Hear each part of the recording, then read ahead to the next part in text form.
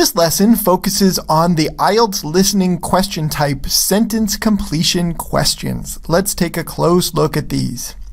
So, just to get you familiar with the question type a little bit, this is what they look like. Really, these are just short answer questions, except that each of the questions is a full sentence that you need to complete with your answer choice. Other types of short answer questions are just phrases or blanks that you need to fill in, but these are full sentences. Okay, so that's what makes these a separate question type from the others. Notice in the directions, we've got a word limit, just like all short answer questions on the IELTS. In this case, only 2 words, up to 2 words are allowed. So 1 or 2 words would be an acceptable answer length for these questions. Okay, we're going to look at these questions later and analyze them a little bit. Let's just first think about how to approach this question type. So, the goal of this question, what you're supposed to do is to fill in a gap to a set of sentences that summarize key information from the passage. Sentence completion questions are most of the time about main ideas, key information. Okay, so these will not be usually very small details that you have to listen for, but rather very important ideas from the passage that you're listening to. Okay, so that's something you can expect out of this question type, is that this will be key information from the speakers. Okay, now when in the time before you listen to the passage, when you're analyzing the question and trying to predict what types of information you'll need to fill in your answers. First of all, it's of course important to take a close look at the word limit, okay, and look at the directions. That's just a basic strategy for all short answer question types. But also very important for this question type is to use the sentence information that's provided to you in order to fill in the blank.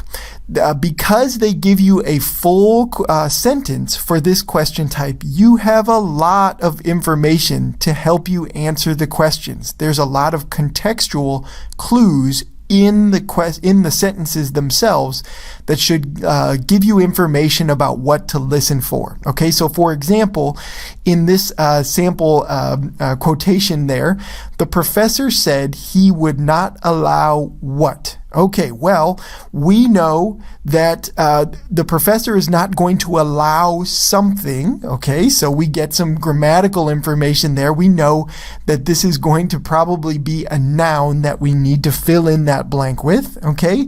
And this is going to be something that is prohibited by the professor. Okay, something that's not allowed. All of that, the vocabulary words there give us information about keywords to listen for from the passage. So that is very useful stuff for you as you're trying to predict what information to listen for.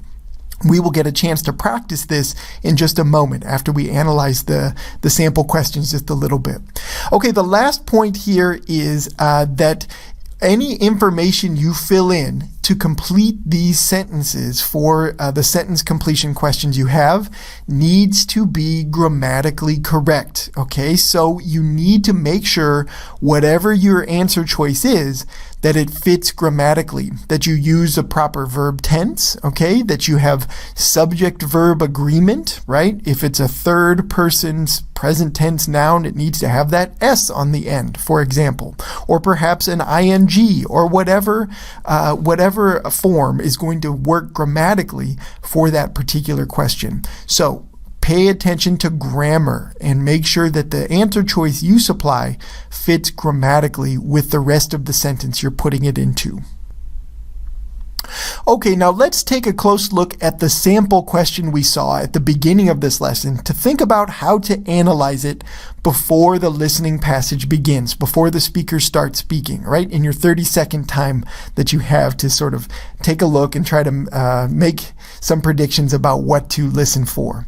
So first of all, keywords. So as we said at the beginning, there is a lot of information in these sentence completion questions that you can use to help you listen. So keywords to questions 1 through 3 here. Well, in the first one, James could not finish his paper on time due to what? All right, so we need to listen for question 1, basically the reason why James couldn't finish. Okay, so those words underlined are the keys to answering question 1. Why couldn't James finish? And that's what you should underline for that first question there. Number 2, the professor offered James more time to finish and, okay, so what did the professor offer to James? That's what we need to know. We know the professor gave James more time, but what else did the professor offer to James? Okay, so we need to listen for those keywords in the passage as the speakers are speaking. What did the professor offer to James? Third one, James will ask for help from whom? Okay, we need to know who James will go to for help with whatever he's working on. Sounds like he's having trouble with a particular paper that he's working on, right? If we look at these questions, we get that information as well. And the professor's giving some advice. So James is going to go to someone else other than the professor to ask for help. And that's what we need to listen for to get the answer for question number 3. Okay, now we can also look for other kinds of clues other than keywords, looking to the questions, the blanks themselves to figure out what kind of information will fit there grammatically and logically, right? So here we have some clues that we can analyze. So number 1, James could not finish his paper on time due to what? Okay. What would make sense there? Well, probably a noun, okay, at least some type of reason why the paper could not be completed. Is it the weather, an emergency, okay, maybe a medical problem? We don't know, okay, but that kind of noun phrase is most likely going to fill in your answer for number 1. So that would be the type of thing to listen for and to supply in that blank to get a correct answer that grammatically fits with the rest of the sentence. Okay, number 2 then. The professor offered James more time to finish and, okay, I put parallel structure in the blank there. Parallel structure is a sort of grammatical rule related to conjunctions like and. Something you could look up if you want to get more information about parallel structure or you forgot what that's about. Basically, the idea with parallel structure is that you need the same grammatical component on one side of a conjunction and on the other side of the conjunction, right? So if you put a verb on one side, there should be a verb on the other side of the conjunction as well. In this case, we could probably guess that the answer is going to be something like what we see on the left side of the conjunction and. So if we say the professor offered James more time to finish and to do something else would be a logical conclusion to this sentence, and it would make the conjunction have parallel structure on both sides, right? So that is a really excellent grammatical clue for number 2. Okay, number 3. This one's pretty clear. James will ask for help from, okay, from whom? Is it a person? Is it some office, like maybe the writing center at campus? We don't know. But we know that it's going to be some person or group of people like that that will fill in the answer logically and grammatically for this sentence. We're going to get a noun in that place. Okay, so those are some ideas about how to make your predictions before the speakers begin talking for this particular set of questions. Okay, let's do some practice now. So in a moment, I'm going to play a recording and you can have a chance to answer these sample questions that you see below. But first, let's walk through them together, thinking about how to do our analysis and prediction. So we know from the directions there, we've got a word limit of 2 words. So no more than 2 words to answer, to fill in these blanks. Look at question number 1. After the author's death. Okay, interesting information. We don't know yet. Are we going to hear information about this author from before his death? Okay, so is the death going to be a clue for you that the information is going to come? We don't know, but I would certainly underline this as a key word or phrase to give you a clue about what to listen for in the passage. It continues, reprinted versions of the short story text were blank by his family. Ooh, a really nice grammatical clue there. The verb were, then a blank, and then by his family. It would be very logical to assume that we are going to get a verb to fill in this blank, and it's going to be a passive voice construction, okay? What we need to probably listen for is, what did the family do to the text after the author died for these reprinted versions? They did something to these versions after the death of the author, but we don't know what, and we need to listen for that verb or that action. Okay, so passive voice is most likely what to expect, so you're going to need to put a verb in past form, past participle form here, which is going to conform to a passive voice construction. Okay, so that's a great grammar clue for number 1. How about number 2? Reprinted versions had the same storyline, but a different what? Okay, a different something. We've got an article, a, an adjective, different, and then we can guess that a noun is going to complete this phrase here at the end. So there's a grammatical clue. We just need to know what these different versions had. Okay, so they were basically the same story, right? They had the same basic events of the story, but something changed. And what is that something that we need to put as to complete this sentence? That's what we should listen for. All right, so with that, I'm going to let you try to fill in these blanks. So here is the passage where you can get the answers to questions 1 and 2. Okay, I see. So you're looking for a specific version of this story then? Yeah. You see, the original version was published in a magazine called Weird Tales in 1927.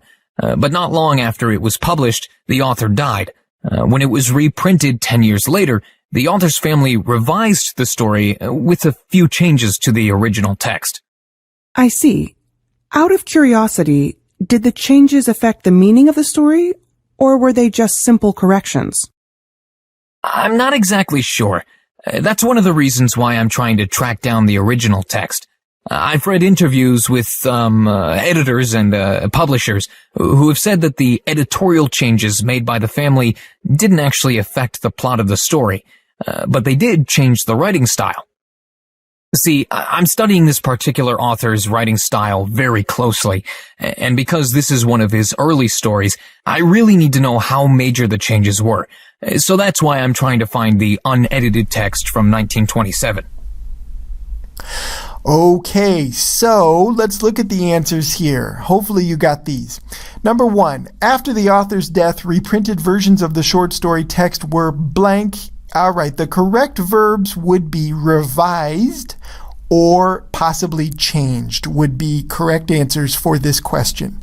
That's what we get when the male student, okay, asking for help with this, says, when it was reprinted 10 years later, the author's family revised the story with a few changes. So we would need to, if you want to put changed as your answer, it would need to be changed. That answer would need to be changed from what the male student says, right? He said changes, but to make that word fit grammatically in the sentence, you'd have to change it to the form changed. Okay, so lots of changes discussed here. Anyway, those are your two answers. Now, you may have been tempted to put in the word reprinted. The family reprinted the story, but that doesn't make sense, of course, because the word reprinted is in the question itself. Reprinted versions of the story. We can't say that the family reprinted versions, right? That wouldn't make sense as an answer to this question. The only two that really work are revised or changed from this one. All right, now, as we guessed before we listened, the author's death was a good clue. It says, the student said, not long after it was published, the author died. Okay, so there's a paraphrase of the phrase we get at the beginning of our question, after the author's death. All right, so that was a good clue for you to answer this question. All right, number 1 is changed or revised. Number 2, reprinted versions had the same storyline, but a different what? Okay, and the answer is style, or writing style would be a good answer for this question. That's what we get when the male student said, I've read interviews with editors and publishers who said that the editorial changes made by the family didn't actually affect the plot of the story.